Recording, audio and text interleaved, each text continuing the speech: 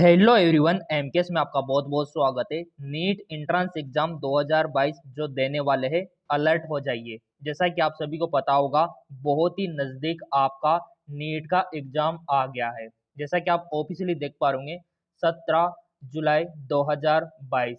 तो ऐसे में स्टूडेंट के कमेंट आ रहे थे, सर अब हम क्या करें, हमारे दिल की धड़कनें तेज हो रही है, कुछ एडवाइस दीजिए। तो देखिए, बहुत ही आसान है। जो मैंने आपको टिप्स बताई थी, अगर आपने उनको फॉलो किया होगा तो आराम से आप इनके जो नीट का एग्जाम होने वाला है क्वेश्चन को सोल्व कर सकते हो। तो देखिए, यहाँ पर कुछ कमेंट थे, पहले उनको देख लेते, क्योंकि आपके मुकेश सर हर कमेंट का रिप्लाई देते हैं, आपके DRM के सर हर कमेंट का रिप्लाई देते हैं। तो देखिए, यहाँ पर कुछ कमेंट थे। Shivani Yadav, thank you so much sir, thank you, धन्यवाद बहुत बहुत। और वैष्णवी, सर मैंने नीट यूजी का फॉर्म फिलअप किया है, बहुत बहुत धन्यवाद।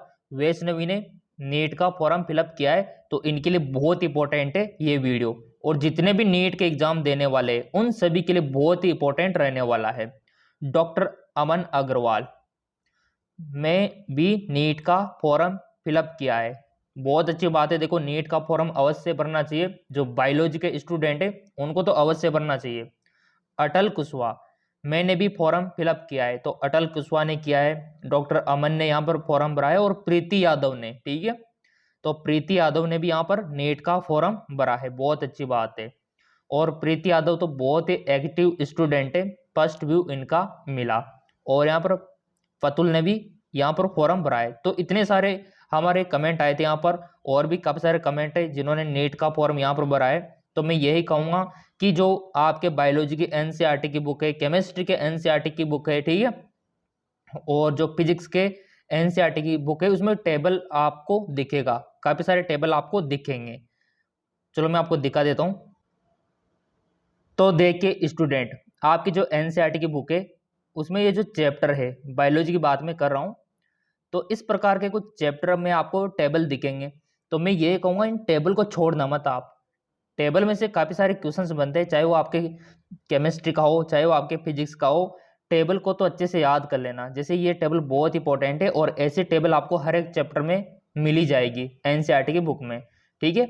और 11th का ये जो, क्योंकि 11th का भी आपको पढ़ना होगा, एनसीईआरटी की जो बुक है वो आपको पढ़नी होगी, और ये बेसिक क्लियर कर लो आप। जैसे वायरस के बारे में थोड़ी बहुत नॉलेज ले लो, किसने खोज की थी, कैसे की थी।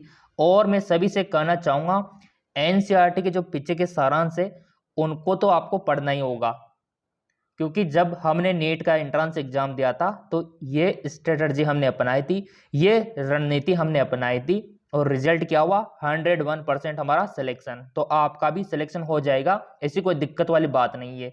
तो एनसीईआरटी को पढ़ना आपके हाथ में है, ठीक है, क्योंकि आप खुद पढ़ सकते हो, हिंदी में लिखा हुआ है। अगर इंग्लिश मीडियम वाले हैं तो इंग्लिश मीडियम वाली एनसीईआरटी पढ़ लेना। अब इसी प्रकार देखो, आपका प्राणी जगत वाला वीडियो यहाँ पर जो चैप्टर है, ठीक है, और यहाँ पर आप देख पा रहे डायग्राम, ठीक है।